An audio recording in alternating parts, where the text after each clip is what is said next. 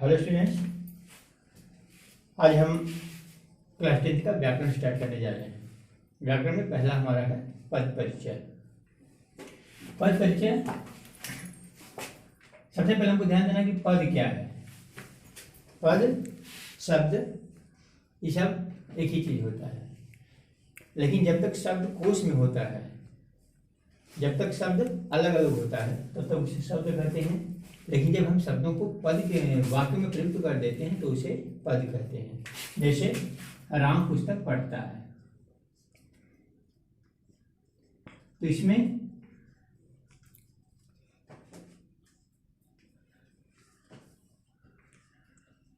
राम पुस्तक पढ़ता और है, ये चार जो शब्द हैं वो पद हो जाते हैं।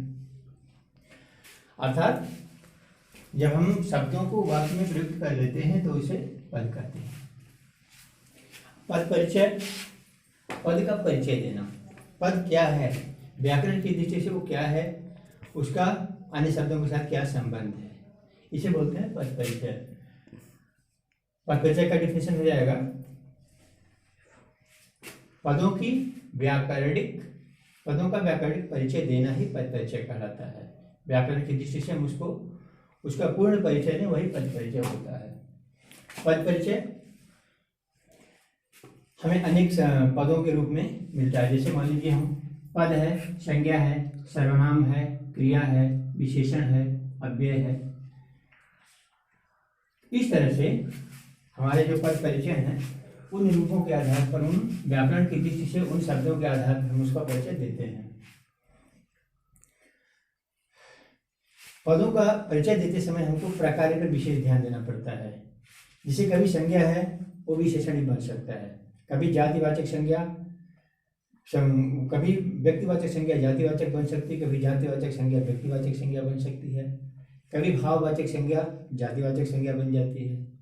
इस तरह से हमें इनकी प्रकारों पर ध्यान देना पड़ता है। जैसे देखिए, जैसे सोना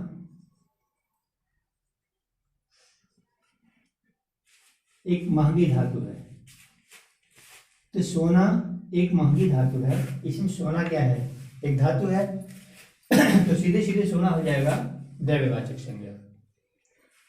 लेकिन हम बोलेंगे कि सोने की अंगूठी बहुत सुंदर है। अब ये अंगूठी की विशेषता है कि वो सोने की है, इसलिए वो हो जाएगा विशेषण। सोना ही है लेकिन एक जगह वो द्रव्यवाचक संज्ञा हो जाएगा, दूसरी जगह विशेषण हो जाएगा। जैसे जो भाववाचक संज्ञा होती है, अच्छाई है, बुराई है, इसको जब हम बहुवचन के रूप में प्रयुक्त करते हैं तो वहां पर जातिवाचक संज्ञा हो जाती है। जैसे इसके अंदर बहुत सी बुराइयां हैं, तो बुराइयां, अब ये एक जातिवाचक संज्ञा हो जाती है। इसके बाद जैसे नारद है, जयचंद है,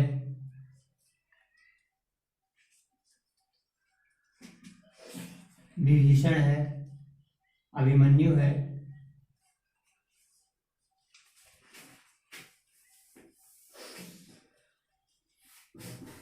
वास्तव में ये सब किसी व्यक्ति के नाम है। नाम हमेशा व्यक्तिवाचक संज्ञा होता है, लेकिन इनका जब प्रयोग हम करते हैं कभी कभी प्रकार्यात्मक अंतर हो जाता है। जैसे नारद ब्रह्मर्षि हैं, तो इसमें नारद व्यक्तिवाचक संज्ञा हो जाएगा। जयचंद एक कुटिल राजा था, इसमें व्यक्तिवाचक संज्ञा हो जाएगा। लेकिन बोला जाएगा कि हमारे देश में जयचंदों की कमी नहीं है, हमारे देश में विभीषणों की कमी नहीं है, आज भी हमारे देश में अनेकों अभिमन्यु हैं। ये एक प्रतीक हो जाता है। जैसे जयचंद है, विभीषण है, ये सब अपने कुल का नाश करवाने के लिए, अपने ऊपर आक्रमण करवाने वालों का प्रतीक होते हैं। अभिमन्यु है, वीर बालकों का प्रतीक होता है। तो ये जाति, यहाँ पर जातिवाचक संज्ञा हो जाती है। इस तरह से हम जब पद परिचय देते हैं तो हम उसके प्रकार पर ध्यान देते हैं कि वास्तव में इस पद का क्या प्रकार्य है। प्रकार्य के आधार पर हम इसका परिचय देते हैं। सबसे पहले हम व्याकरण की दृष्टि से देखेंगे कि ये पद क्या है। अगर वो संज्ञा पद है तो हम संज्ञा पद का पद परिचय देंगे।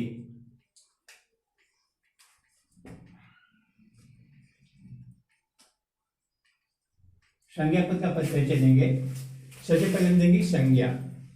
पहले उसको देखेंगे कि संज्ञा क्या है, संज्ञा का भेद क्या है।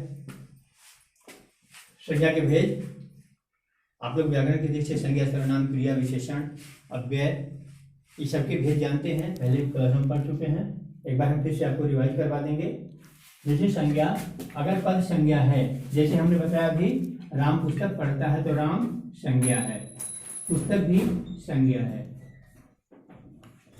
पढ़ना क्रिया है और है सहायक क्रिया है। इसमें हमको देखना है कि ये इसमें क्या है। जैसे इसमें क्या है, राम संज्ञा है, पुस्तक भी संज्ञा है, तो इस संज्ञा शब्द का हम पद परिचय कैसे देंगे। संज्ञा के भेद, व्यक्तिवाचक, जातिवाचक, समूहवाचक, पदार्थवाचक और भाववाचक, ये हो गए इसके भेद। इन भेदों के आधार पर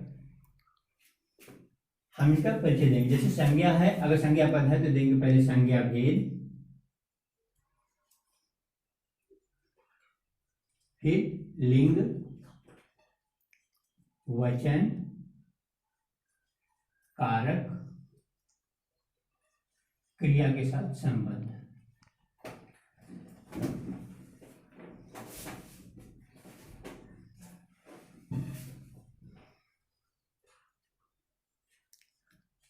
इन पदों में हम इसका परिचय देंगे।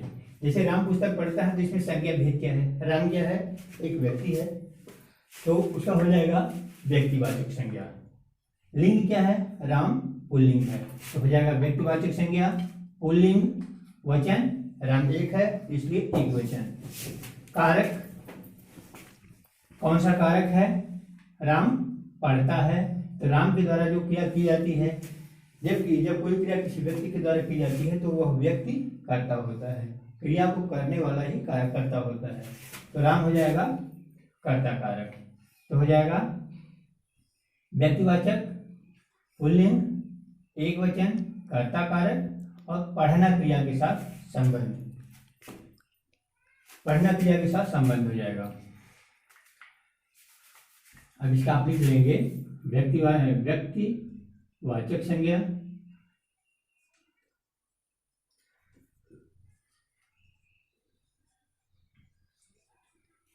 पुल्लिंग, एक वचन, कर्ता कारक और पढ़ना क्रिया के साथ संबंध।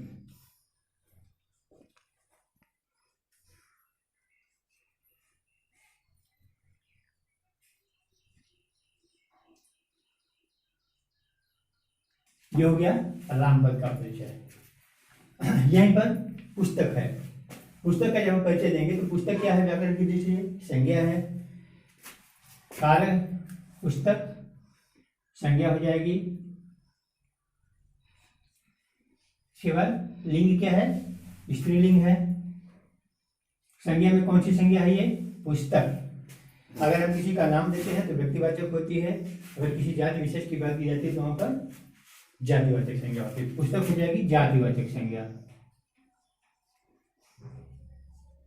जातिवाचक संज्ञा हो गई। लिंग हो गया इसका स्त्रीलिंग,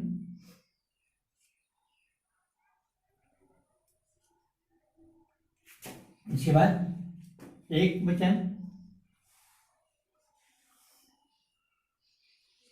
फिर कारक कौन सा है, राम पुस्तक पढ़ता है, तो पुस्तक पढ़ता है, पुस्तक क्या कौन सा कारक हो जाएगी, कर्म कारक, क्योंकि कर्ता द्वारा की गई क्रिया का जिस पर प्रभाव पड़ता है उसे कर्म कारक कहते हैं।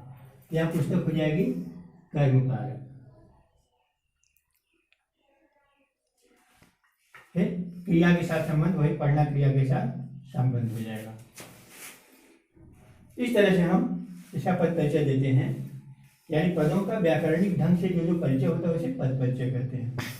अब हम सबसे पहले ध्यान देंगे संज्ञा, संज्ञा के भेद। इसको पीछे से संज्ञा, सर्वनाम, क्रिया, इसको हम फिर से इसका लिखवाते जाएंगे, साथ साथ एक चार्ट बना देंगे जिस पे सारे भेद फिर रहेंगे, सब कुछ रहेगा, और इसको आप याद करते जाएंगे और पीछे की बुक से इसको पढ़ते जाएंगे।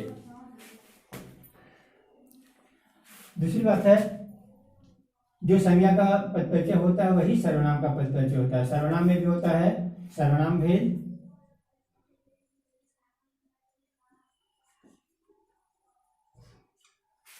फिर वही लिंग, वचन, कारक,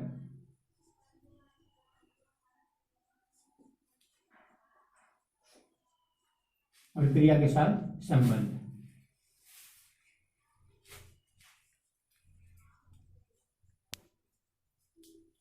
अब सर्वनाम के भेद क्या क्या होते हैं? सर्वनाम के 6 भेद होते हैं: निश्चयवाचक, अनिश्चयवाचक, प्रश्नवाचक, संबंधवाचक, पुरुषवाचक और निजवाचक।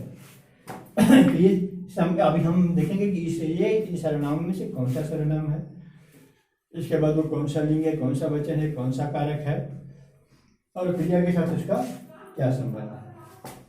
सबसे पहले हम इसको समझने से पहले हम इस पर ध्यान देंगे कारक।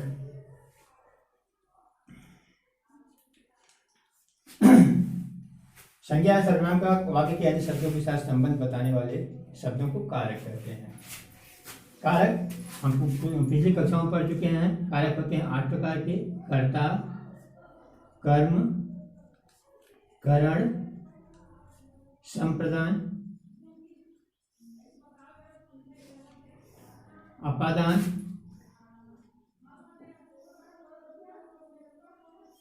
संबंध, अधिकरण और संबोधन।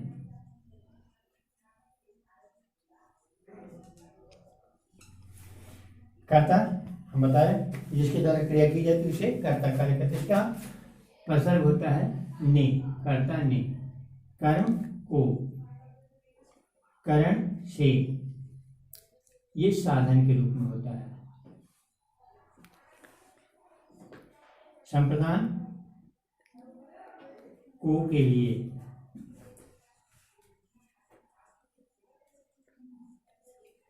अपादान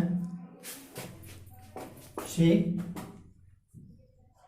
अलगाव के संबंध में, संबंध का, की, के, रा, हरी, हरे। अधिकरण, अधिकरण होता है समय, स्थान। अधिकरण स्थान को, जैसे इसका होता है में, पर, ऊपर। संबोधन हे, हो, अरे, ये संबोधन होता है। तो इसमें हम ये देखेंगे कर्ता क्या होता है, जिसके द्वारा क्रिया की जाती है वो कर्ता होता है। कर्ता द्वारा की गई क्रिया का जिसपे प्रभाव पड़ता है उसे कर्म कहते हैं। करण कारक क्रिया का साधन, जैसे मोहन साइकिल से विद्यालय जाता है, वह